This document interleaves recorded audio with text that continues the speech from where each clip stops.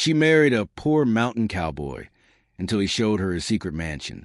The wind cut sharp across the ridge when Clara Montoya first laid eyes on the man who would ruin every idea she had ever built about love and money, and the kind of life worth living. She had been driving the old highway through the Colorado mountains for 3 hours, alone on a road that had not seen another car in 40 minutes, chasing a story about a missing rancher for the regional newspaper she worked at, when her front left tire blew out with a sound like a rifle shot. The car swerved onto gravel, and she barely kept on the road.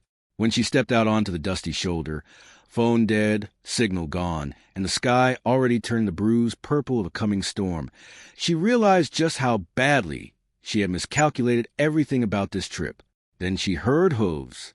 A man came riding down from the tree line like he had been carved out of the mountain itself. He sat tall on a dark brown horse, wearing a coat that had seen better decades, boots cracked at the heels, and a hat so beaten up it barely held its shape. His face was weathered and serious, with sharp eyes the color of dark amber that swept over her car, her flat tire, and her situation in about 2 seconds flat. His name was Rafael Solano. He did not say much. He climbed down, tied his horse to a fence post, pulled a spare from her trunk without being asked, and had the tire changed in 11 minutes. When she tried to hand him $40 in cash, the only paper money she had on her, he looked at it like she had offered him a dead bird. "Keep it," he said, and climbed back on his horse. She called after him, asking where he lived, if she could at least send a thank you. He pointed up toward the ridge without turning around and said, "Solano Place, up past the second fork." Then he rode back into the trees. Clara thought about him for 3 days after that, not in the way she usually thought about men, which was briefly and practically. She thought about the way he had simply appeared, and simply helped and simply left, without wanting anything from it. In a city full of people performing kindness for applause, it stuck in her like a splinter she could not find. She went back up that mountain road on a Saturday with a jar of homemade tamales her grandmother had taught her to make, and an excuse about wanting to write a human interest piece on mountain ranchers. Both things were true. Neither was the whole truth. The Solano Place was a small cabin on about 40 acres of rough land. The fences were old but solid. The barn was weather-stained but well kept inside. 2 other horses stood in a paddock, and a dog of uncertain breed sat on the porch watching her drive up with dignified suspicion. Raphael came out of the barn with grease on his hands and a look on his face that was not quite surprised and not quite pleased, somewhere in the careful middle. They talked for 2 hours on that porch. She learned that he had grown up on this land, that his grandfather had built a cabin, that he ran cattle on the high pastures in summer and did part-time repair work in the nearest town in winter to keep things going. He was 34. He had a brother somewhere in New Mexico. He did not talk to much. He had never been to a city larger than Denver, and the one time he went, he left after 2 days. She told him she was 29, that she had grown up in Albuquerque, that she had a journalism degree from a state school and a salary that barely covered her rent and her ambitions. She was funny about it, the way people are funny about things that actually hurt. He did not laugh in the polite way people laugh. He laughed because something she said was genuinely funny, and the difference was noticeable. She drove home that evening thinking she had made a mistake in coming. Not because it went badly, because it went well, and Rafael Solano was clearly a man with nothing, and she had already done the math on that kind of life once before, when she watched her mother work 3 jobs to cover what her father's noble but broke idealism could not. She did not go back for 2 weeks. Then a story brought her near the mountain again, or so she told herself, and she stopped. By October, they were seeing each other. By November, she was driving up every weekend. By December, the people in her office were asking about the man in the mountains with the quiet voice and the serious eyes, and she was showing them one photo she had taken of him standing by his horse at sunrise, which had got more sincere reactions than any article she had published that year. Her friend Diana Salazar, who had strong opinions about everything and was usually right, pulled her aside at a holiday party and told her directly that she was falling for a man with no savings, no career path, and no apparent interest in acquiring either. "He has land," Clara said. "He has a mortgage on land," Diana said, which was technically true and also missing the point entirely. Clara's mother was warmer about it, but worried in the same quiet way mothers are when they have lived through the romantic poverty, when they know how love can be full and beautiful and still not be enough when the heat gets shut off in February. But Raphael was not a careless man. That was the thing Clara kept coming back to. Everything he touched, he tended. The horses were healthy. The land was clean. The cabin was small, but nothing in it was broken or neglected. He was a man who paid attention to what he had and took care of it. She had dated men with far more who could not say the same. He never talked about money. He never complained about what he lacked. When she mentioned something expensive, a restaurant she liked, a trip she was considering, he did not flinch or bristle. He just listened. She could not tell if it was confidence or indifference, and that uncertainty kept her off balance in a way she could not shake. In February, on a night when the snow was coming sideways and she had stayed past any reasonable hour, he asked her to marry him. They had been sitting at his kitchen table, playing cards badly and drinking tea, and he set his cards down and looked at her and said it plainly, the way he said every serious thing, without preamble or theater. He did not have a ring. He said he wanted her to pick one herself, that he had the money set aside. She looked at him for a long moment, in the low light of the cabin, the fire going, the dog asleep by the door, snow pressing against a single window, and she was aware of every quiet thing in that room and how solid it all felt. She said yes, not because she had solved the question of who he was or what their life would look like. She said yes because when she was with him, she felt steadier than she ever had anywhere else, and she had spent enough of her life running toward motion and noise to recognize that steadiness was rarer and worth more than she had ever been taught to believe. The wedding was small. Her family came from Albuquerque. His brother drove up from New Mexico after all, a quiet man named Pedro who looked like a younger version of Raphael, and said very little but smiled often. Diana gave a toast that was loving and only slightly cautionary. They got married on the land, in the cold, bright air of early spring, with the mountains at their backs. The first year was not easy. Clara kept her job, which meant the long drives, which meant days apart, which were hard in ways she had not fully anticipated. Money was always a conversation, never a crisis exactly, but always present.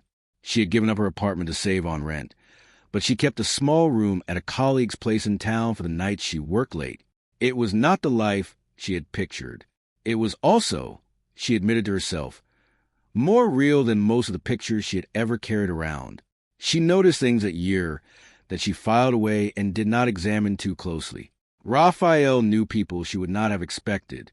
A lawyer named Guillermo Vargas, who called sometimes and spoke with him in the unhurried way of old friends. A woman named Elena Fuentes, who ran some kind of property management company, and whose name came up occasionally in quiet phone calls Raphael took in the barn. Once a man in a very clean truck came up the road, spent an hour inside with Raphael going over papers on the kitchen table, and left without Clara ever catching his name. When she asked, Raphael said it was ranch business, and she had believed him, because it was not a lie. It was a year and 4 months into the marriage when everything she thought she understood came apart. It started with a call from Guillermo Vargas, taken in the kitchen while she was making coffee on a Tuesday morning with nowhere particular to be. She was not trying to listen.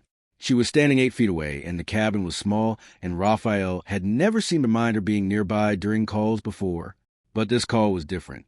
His posture changed first, shoulders back, and still in a way they got when he was dealing with something that required his full attention.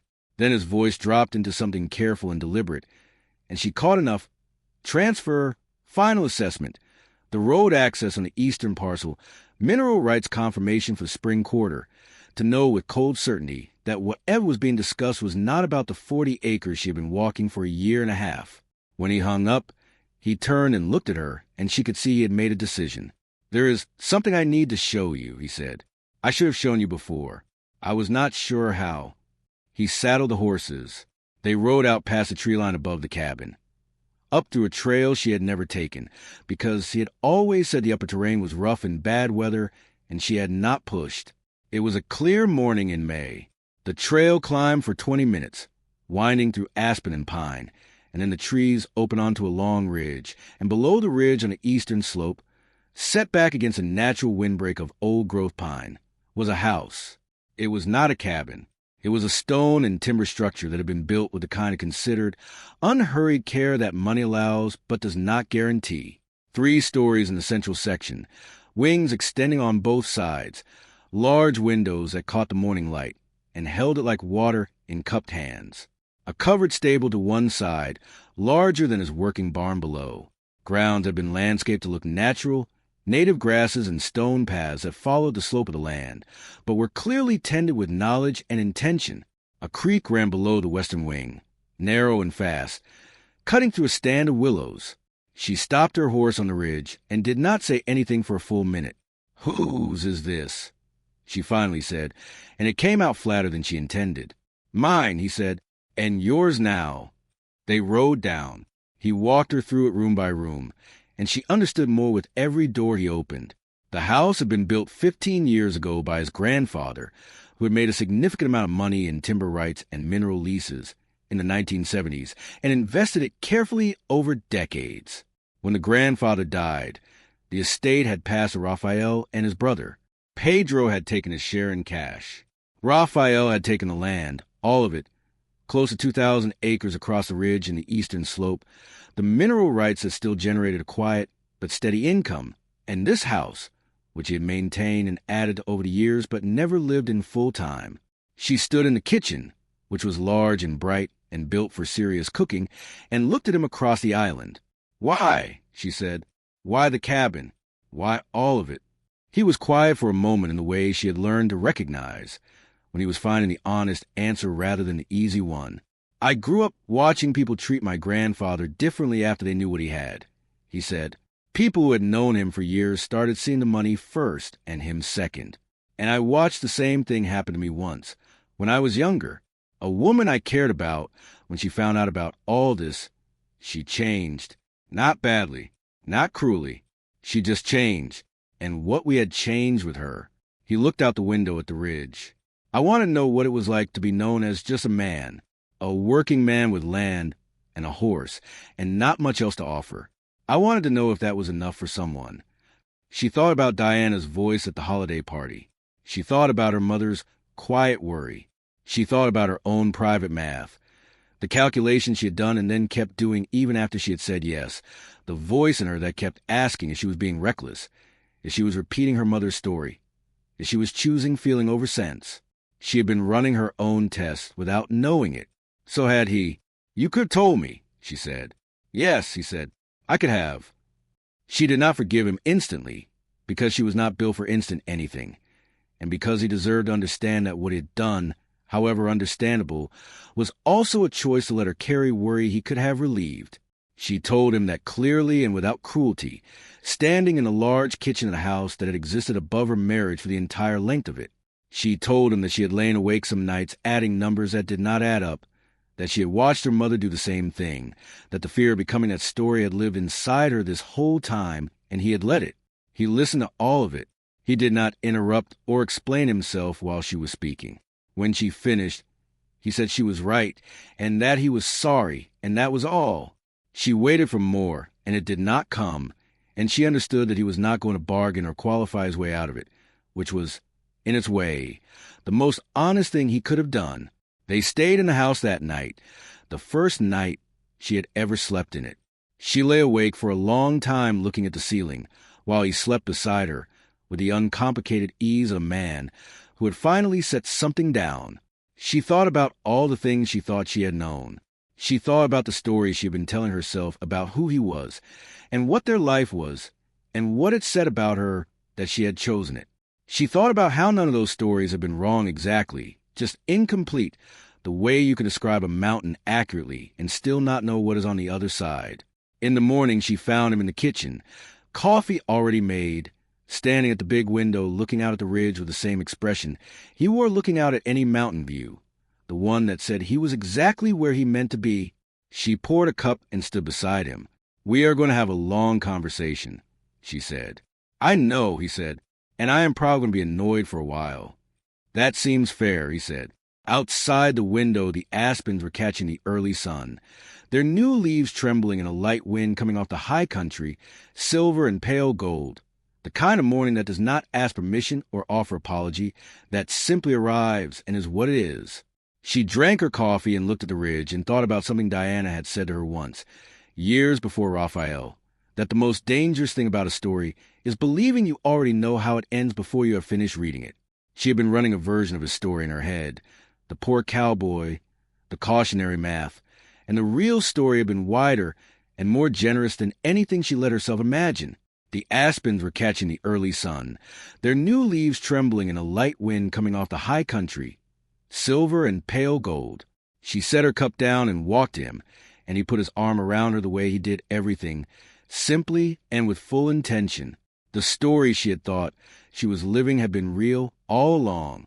It had just had more rooms than she knew about.